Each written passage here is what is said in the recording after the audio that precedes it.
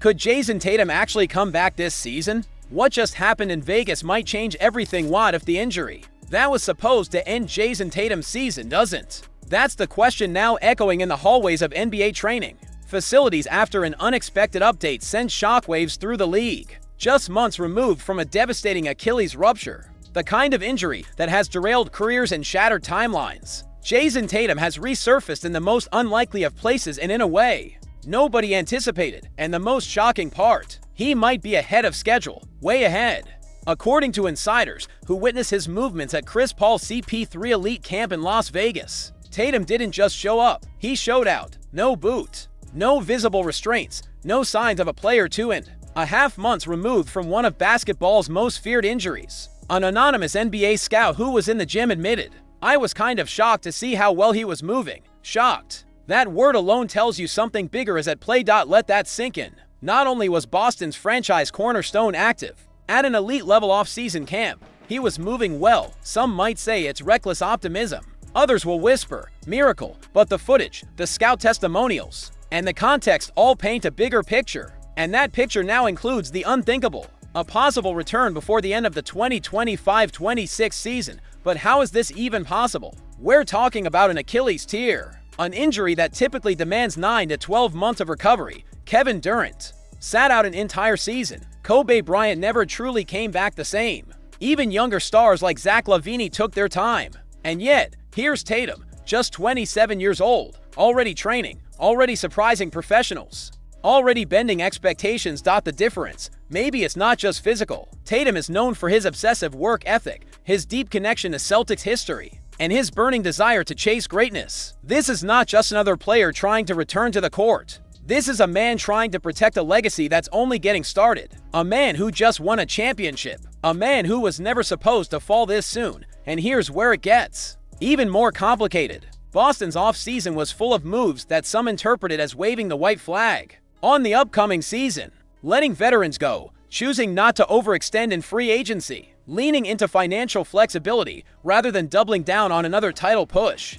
But what if the front office knew something we didn't? What if they saw the early signs of Tatum's recovery and quietly built a contingency plan that raises a whole new wave of questions? Would Boston push for a mid-season activation if the team is in playoff position? Would Brad Stevens accelerate development plans for the younger core if he knew a February Tatum return was plausible? Could this injury turn into a blessing in disguise, giving Tatum the mental reset and the Celtics the underdog narrative they didn't know they needed? Because here's what no one is saying but many are thinking. If Tatum comes back in time for the playoffs, rested and revitalized, he could be the most dangerous player in the NBA, not just physically, but emotionally. Imagine facing a Celtics team written off in October, limping into April with a healthy Jayson Tatum suddenly back in uniform, hungry, underrated and on a mission. We've seen this before. Paul George's unexpected return, Michael Jordan's "I'm back," the 2009 Celtics team rallying through injuries and setbacks. Boston thrives in chaos, and when you give a superstar like Tatum a reason to prove doubters wrong,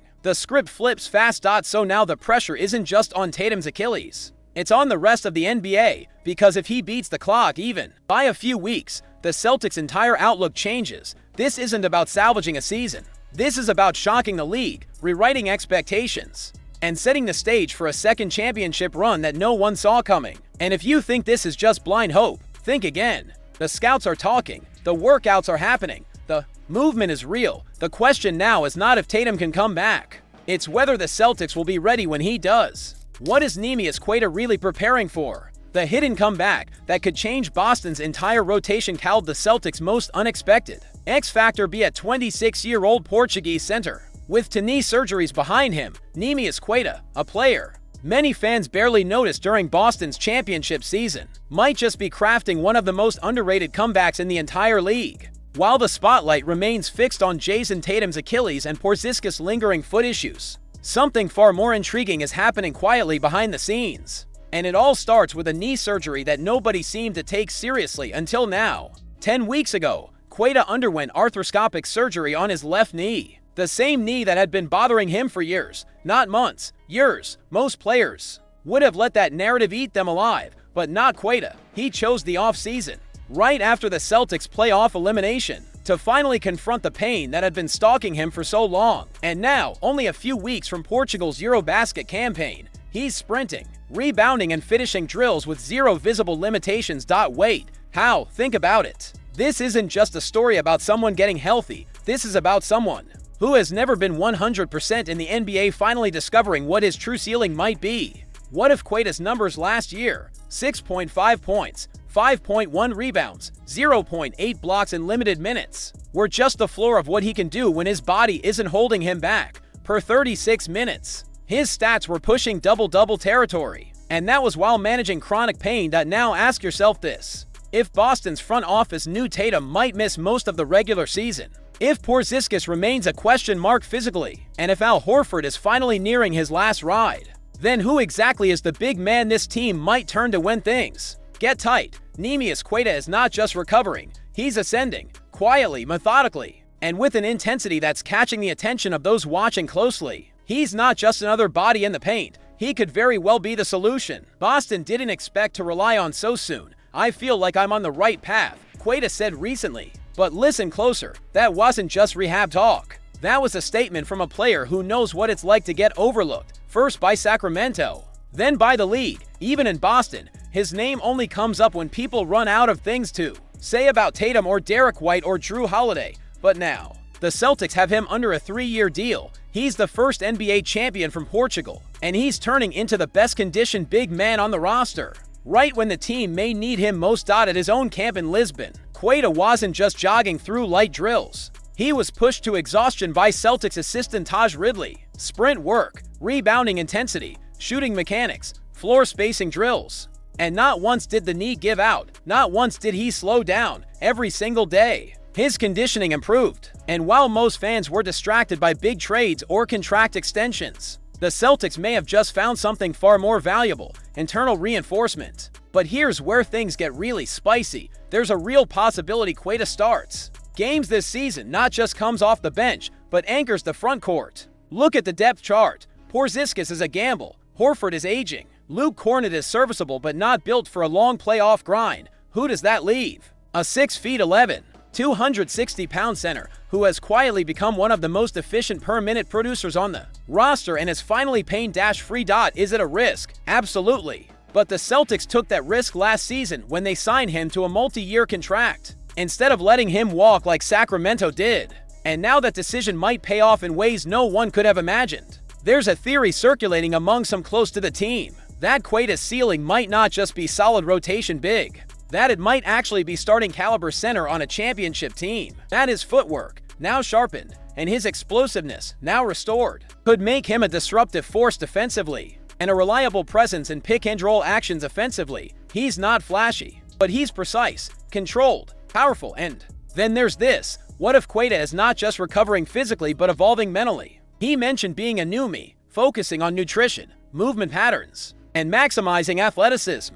That kind of language doesn't come from players hoping to return to the same role. That comes from players ready to take a role. Could he fail? Sure, but what if he doesn't? What if the most forgotten man on Boston's roster becomes the most important pivot during a season filled with unknowns? What if Queta's rise isn't just a feel-good story, but the strategic edge that helps the Celtics hold the line until Tatum returns?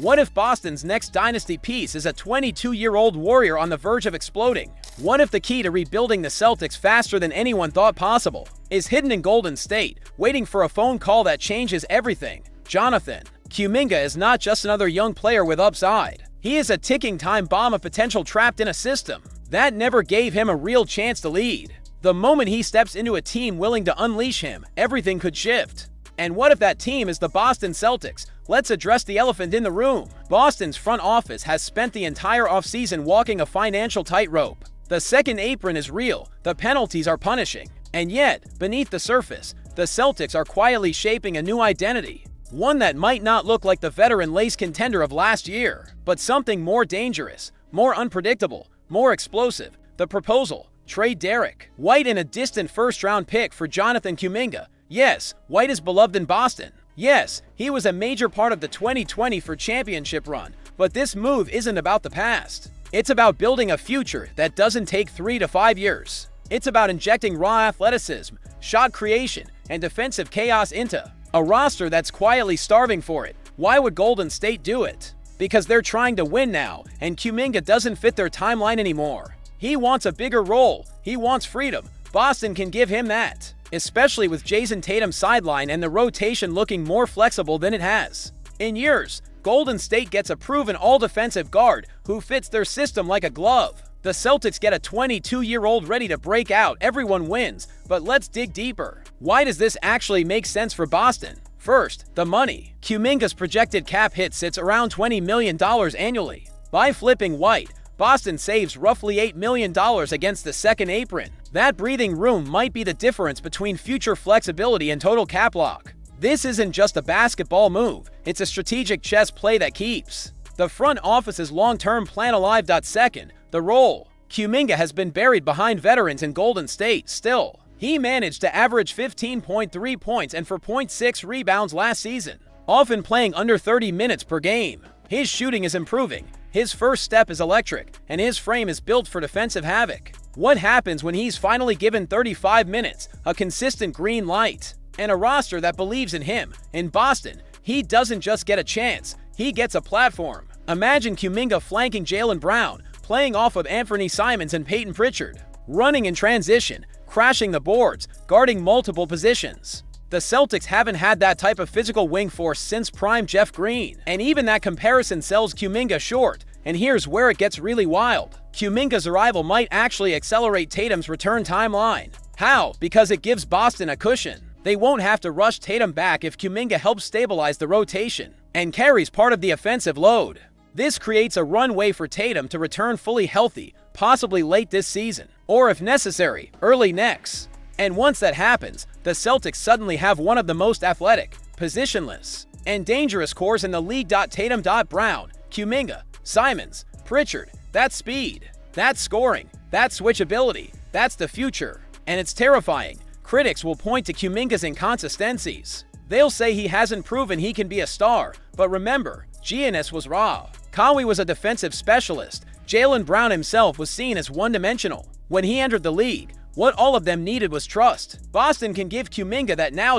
And the idea of giving up Derek White might sting. But look at the landscape. The Celtics can't afford to stay sentimental. This is a business. The league is younger, faster, and more versatile than ever. If Boston waits too long, they risk being left behind. This trade isn't about panic. It's about precision. It's about being bold while others play it safe. And more importantly, it's about believing that the next superstar might not come from a max contract or a lottery pick, but from a deal that catches everyone off guard. So ask yourself, what's riskier, holding onto a known piece or betting on a future no one else sees coming? The Celtics might be sitting on a front court goldmine and don't even know it yet. What if the key to unlocking the Celtics' next dominant rotation piece isn't a blockbuster trade or a top draft pick, but a summer league standout most fans didn't even see coming? Charles Bassey has been overlooked for years. A second-round pick, injury setbacks, journeyman minutes. On paper, he's just another name in the long list of bigs trying to stay in the league.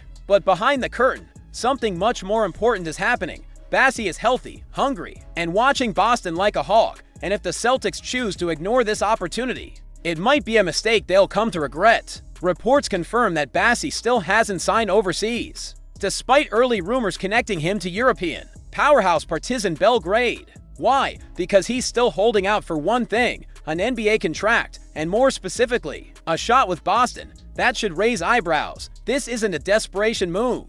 This is a calculated choice. He sees the Celtics, and he sees something brewing. Boston currently has one open roster spot, just one. But filling that final seat would push them back over the dreaded second apron. That means added financial penalties, restricted trade freedom, and limited mid-season flexibility. It's exactly what Brad Stevens worked so hard to avoid this summer, but here's the twist. What if the reward outweighs the cost? Because Bassey isn't just some filler big, he was dominant in summer league. His stat lines were impossible to ignore. In 3 games, he averaged 15.3 points, 11 rebounds, and 4 offensive boards per game, shooting over 70% from the field. And he did that with barely a week of preparation after joining the team just before training camp began. Summer League coach Matt Reynolds didn't hesitate. It was just clear that guy could make an impact. He said after Bassey put up 14 points on 7 of 8 shooting, with 11 rebounds and 2 blocks in just 18 minutes. That is not normal.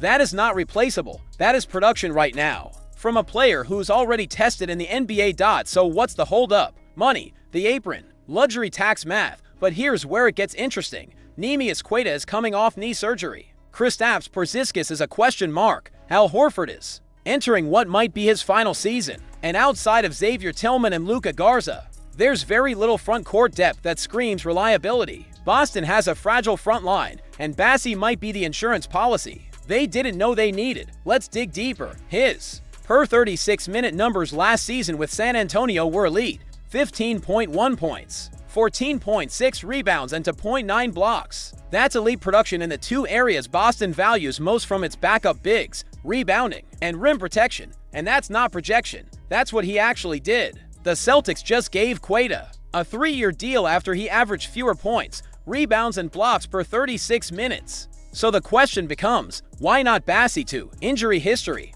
Sure, there's risk. He fractured his patella in 2023, tore his ACL, missed time with an MCL issue, but that was then. Right now, he's fully cleared, participated in back-to-backs with the Celtics during Summer League and hasn't shown any hesitation in his movement. If there were lingering concerns, they didn't show in Vegas. And in a season where Boston will need to stretch its front court minutes wisely, isn't it worth taking a swing on a 6'10" big who's hungry, efficient, and clearly fits the system? Then, there's this. Bassey wants to be in Boston. That matters. He's not just chasing a contract. He's chasing a role, a culture, a chance to contribute to a contender. It's just the culture. He said when asked why he joined the Celtics Summer League squad, "They go to the playoffs every year. Learning from those guys. It's great for me. Players like that don't come around often." Bassey has played in the playoffs once in his career. He knows what it's like to be on the outside looking in, and now, staring down the barrel of a wide-open opportunity on a team with championship pedigree, he's willing to wait, to prove, to compete. It's easy to dismiss him as just a Summer League star, but every now and then, those stars turn into real assets. The NBA is filled with undrafted or overlooked big men who broke through when given the right role. On the right team, Bassey could be that guy for Boston. Not in 2 years, not next summer, right now. And here's the real kicker. Signing Bassey would cost the Celtics more than just money. It would mean committing to a player they didn't draft, didn't groom, and didn't originally project as part of the long-term core. That's not a small decision. But what if it's the right one? Because in a season full of uncertainty, Boston might need more than just stars. They might need grinders. Players who can give them 15 rock-solid minutes in April. Who won't flinch when the playoffs get ugly. Who can rebound when shots stop falling.